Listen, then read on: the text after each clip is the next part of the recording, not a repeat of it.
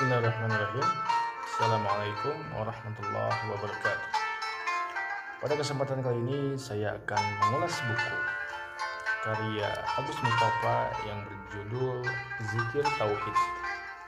Buku ini merupakan serial pertama diskusi tasawuf modern ya. Bisa dilihat cover belakangnya. Zikir Tauhid dan Pancaran Aura. Orang beriman memancarkan aura jernih.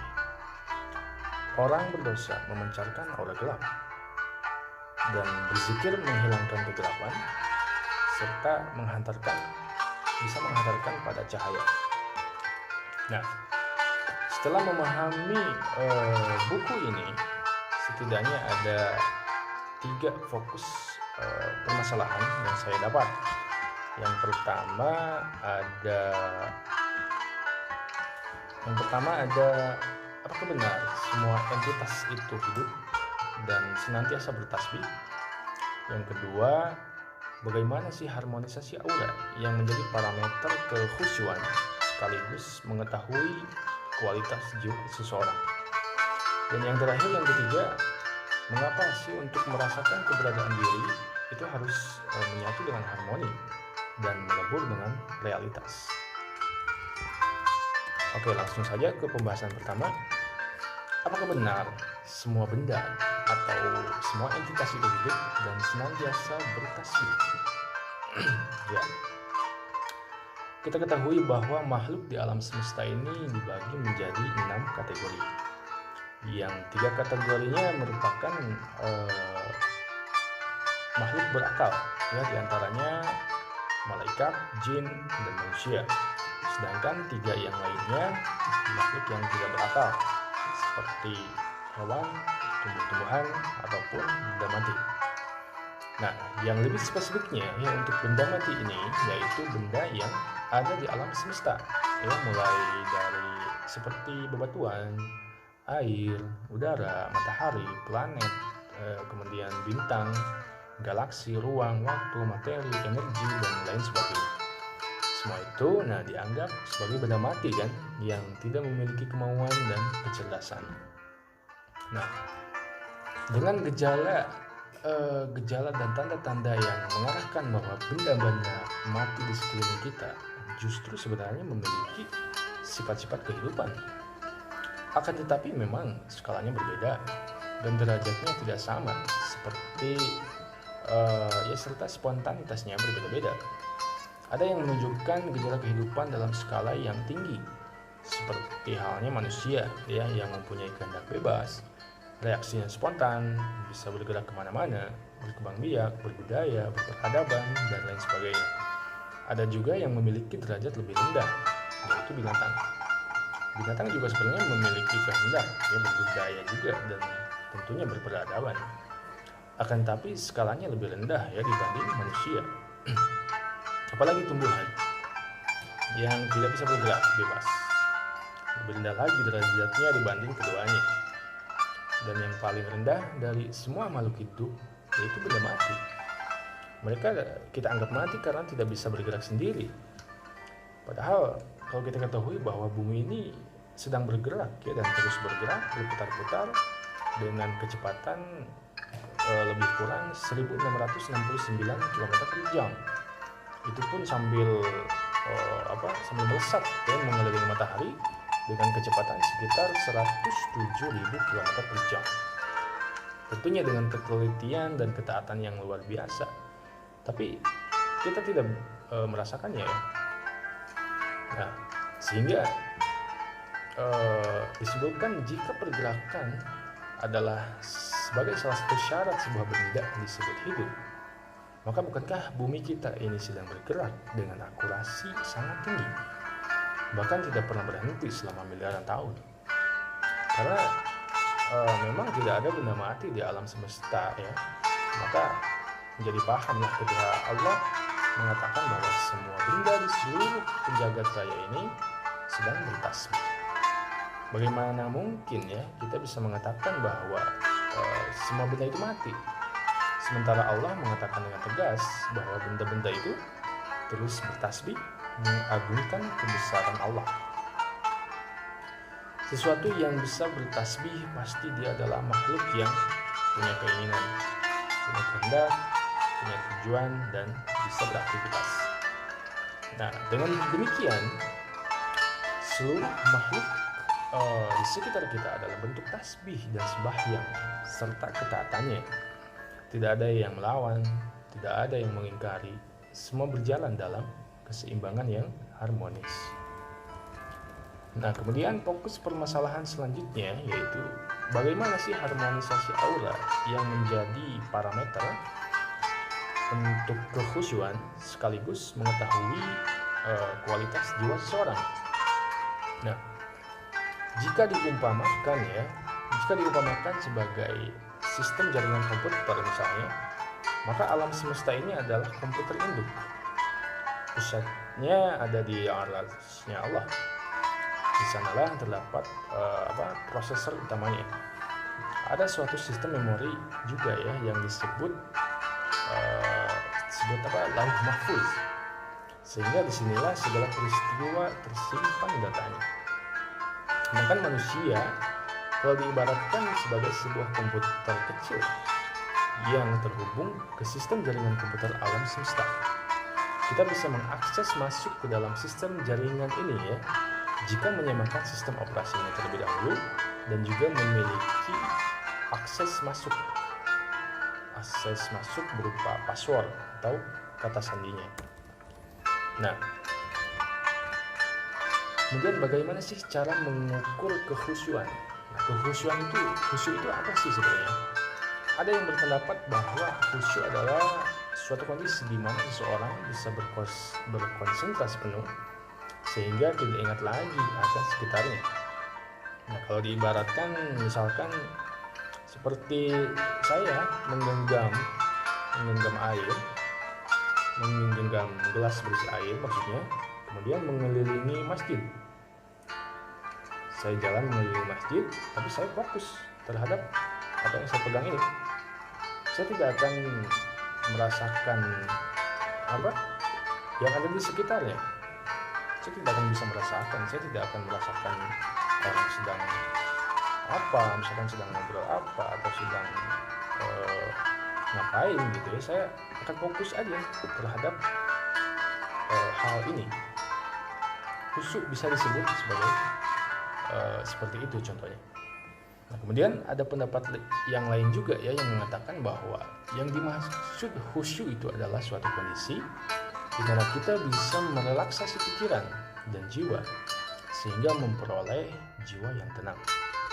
Nah, seseorang baru akan bisa khusyuk dan disebut telah khusyuk jika telah menyadari dengan penuh keyakinan bahwa dia bisa bertemu dengan Allah, baik itu dalam zikir dan sholatnya maupun ya suatu saat nanti ketika dia mati.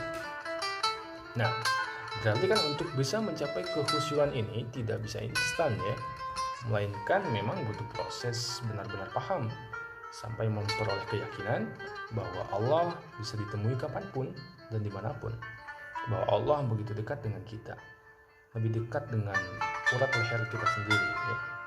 Maka seseorang harus mengerti konsep tauhid secara holistik.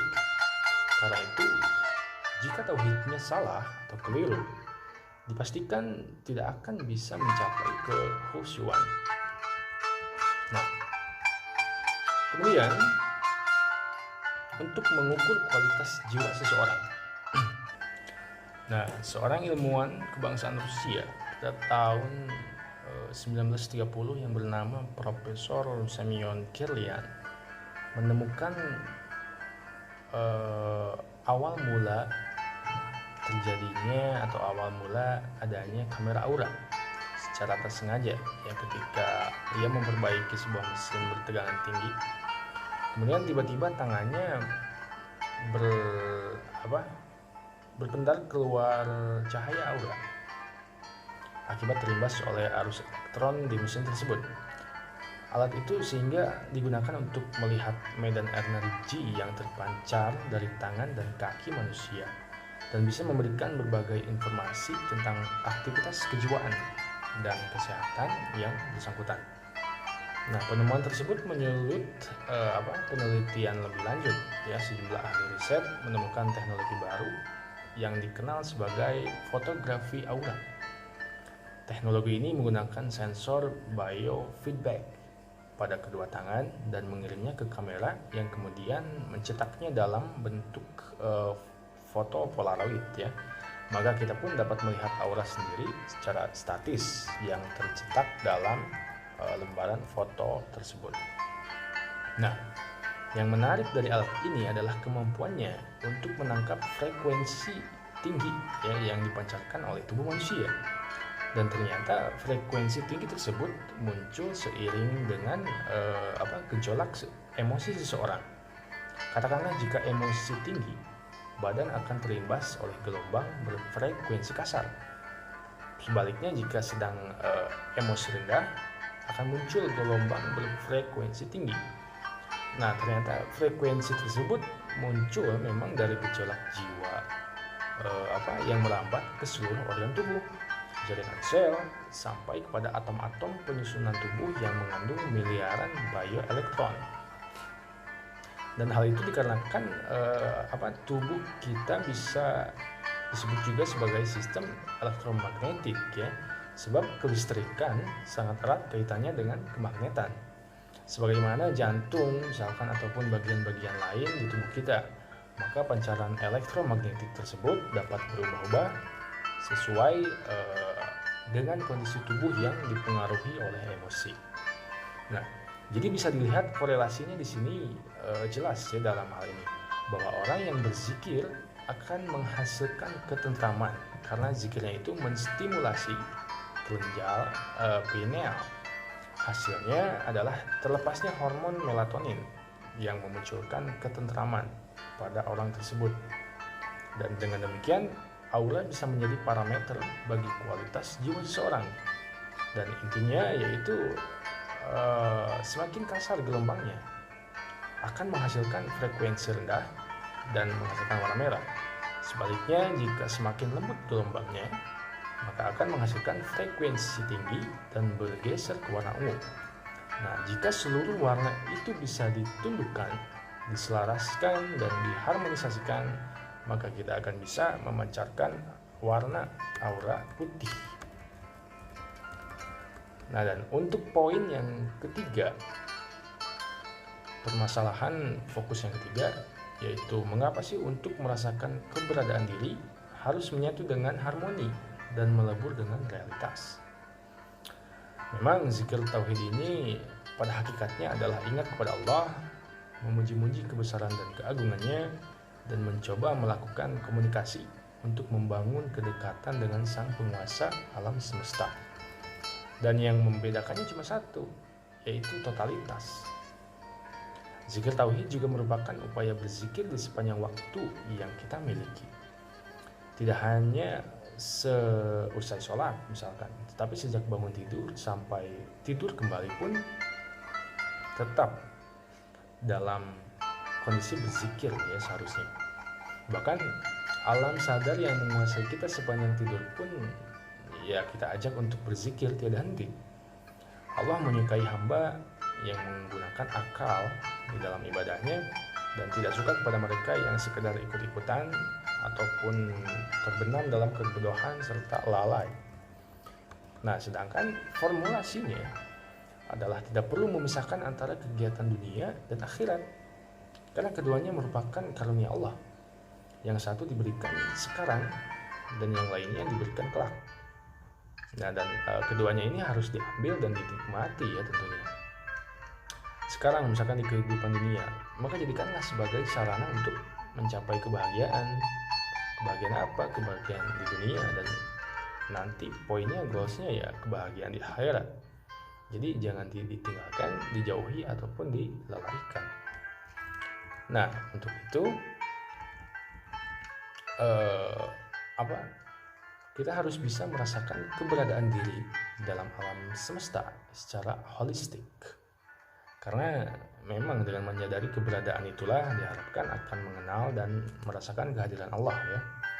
Kemudian dengan menyatukan diri dalam harmoni semesta dan merasakan keselarasan serta eksistensinya, Maka di saat itulah kita bisa merasakan kehadiran Allah dalam suatu kesadaran, sehingga bahwa segala realitas ini adalah Allah.